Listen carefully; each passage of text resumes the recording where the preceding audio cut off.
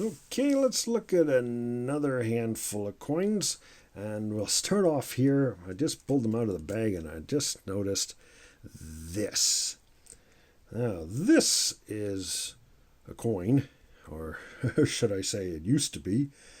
I'm not exactly sure what country it's from, but I can tell you that the coin appears to have been a steel. It was steel and probably plated with copper. However, this coin was left out in the rain many times. Someone left the coin out in the rain. Well, it's in pretty horrible shape, and not even worth collecting. But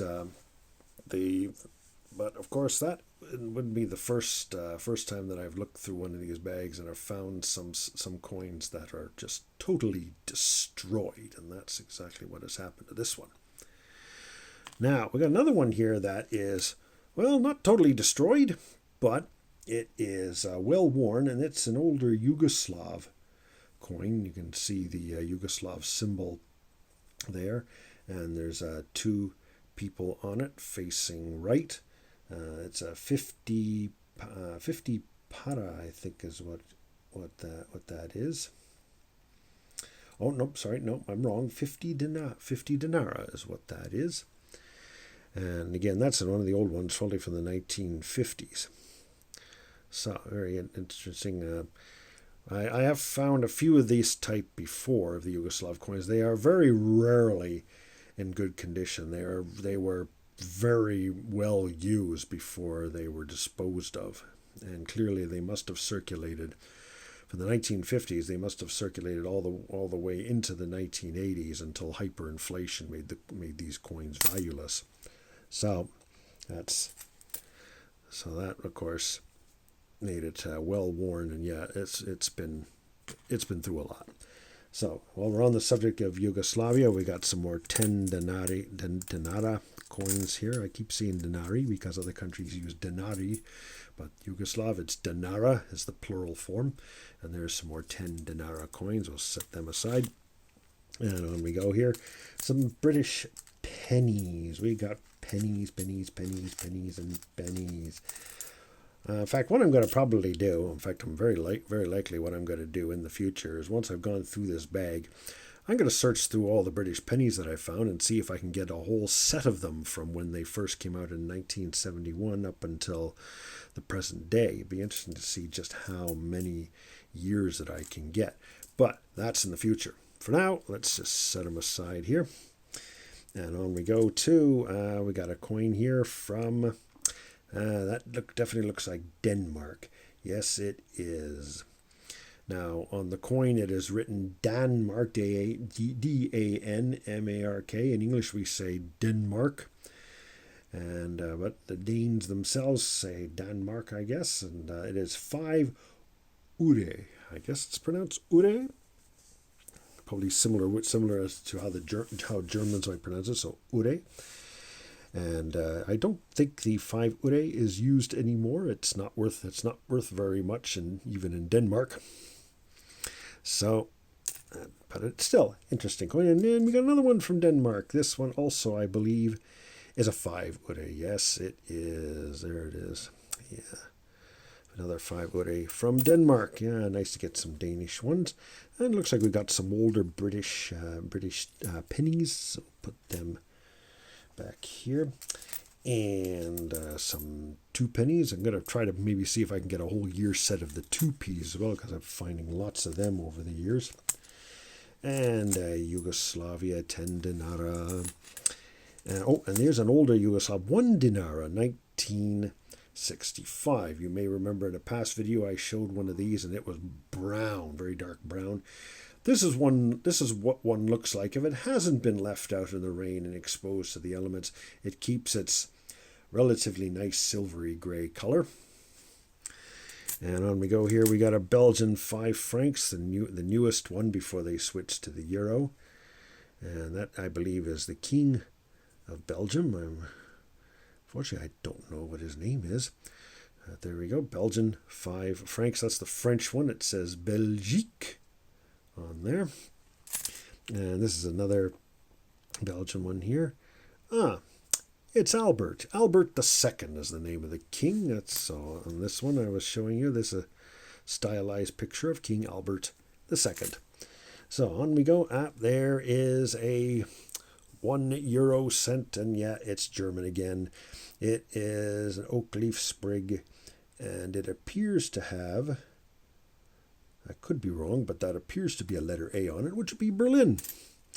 And then we have an old German Pfennig. So this is the pre-Euro coin that was used in Germany, and there's the oak leaf sprig in a different style here. That wasn't from 1986, so this is before the unification of Germany.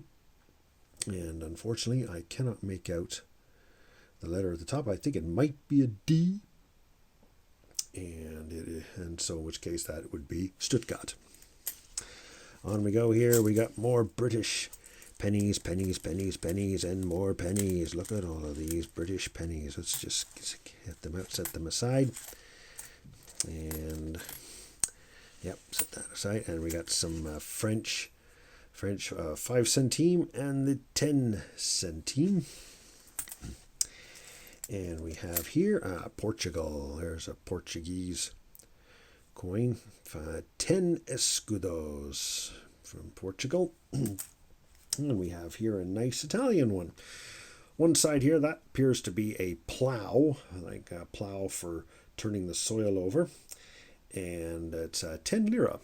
Little story behind this is that many years ago, when just before I got into coin collecting, I was at an airport in Canada, the Montreal airport, and I found this coin, and I immediately recognized it as being Italian because I could make out it says Repubblica Italiana, and I figured, okay, must be how the Italians say Italy.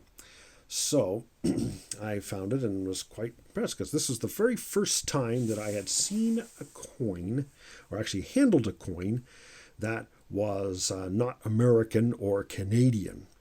A lot of American coins get mixed in with my change in Canada, so I do see them a lot. But this is the first time I had seen one that wasn't Canadian or American, so I was quite impressed with that.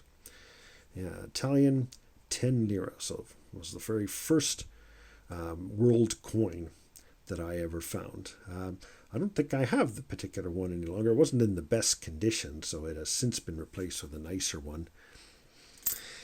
But there we go, 10 lira. Now we have another interesting Greek coin here. This is a 10 drachma. Is that Pericles? I do not know. Oh dear, I'm not absolutely sure who that might be. It could be Pericles. Could be Aristotle. Could be Socrates. I do not know. But anyway, it's a 10 drachma, and above it is a stylized diagram of an atom, I guess. There's 3 electrons orbiting a nucleus. So 3 electrons, must be an atom of lithium. So, but again, I don't think it's meant to be anything at all. It's just simply a stylized atom design. So on we go here. We have a Belgian 5 franc. Got a couple of Belgian 5 franc coins. And a Belgian 1 franc. Oh, this one's in pretty nice condition. Let's see. Yeah, and that one's the French one, Belgique. So this is nice and shiny here. You can see the details. There's a sprig of leaves in the center, a crown on top. The other side is the female allegorical figure representing the country of Belgium, and cornucopia behind her. I think that's what that is. And then the date, 1981. And on we go here, British 2p and a Spanish 5 peseta. And let's see, some more 10 denara from Yugoslavia. And we have over here, we got a one Belgian 1 franc. Yeah, not as shiny as the last one. Ew, it's been exposed to something. Anyway, I'll just have to set that aside. Now here we have a very old Yugoslav coin. This is 20 para. So this dates back from when they still had the minor monetary unit, the para, which is in this case 20 para. That's 1/5 of a dinar.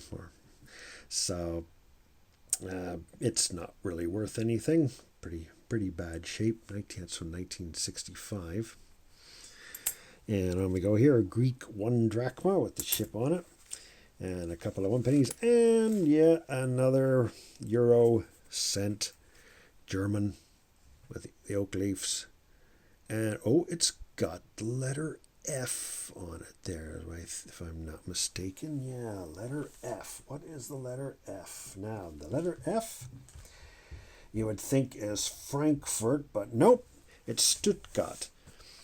Now, did I say, and I think I might have said in a previous video that D was Stuttgart, but no, D is Munich, or München, as the Germans would pronounce it. But this is F for Stuttgart. Yeah, Stuttgart, not Frankfurt. And there you go. So that's the one nice oak sprig. Yeah, that's a nice shiny one too there. 1 euro cent.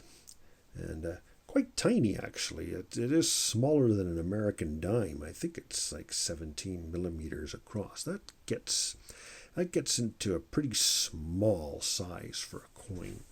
Any smaller than that, and it'd be too easy to lose. But there it is, 1 euro cent, struck in Stuttgart, Germany. All right, and thank you very much for watching today. And again, if you like it, please hit the like. And of course, don't forget to subscribe and ring the bell if you haven't subscribed yet. I notice still over 80% of the people that have watched my videos have not subscribed. And boy, I would really appreciate it if you did, and you'd be able to see more of my videos when they come out. So thank you very much, everybody.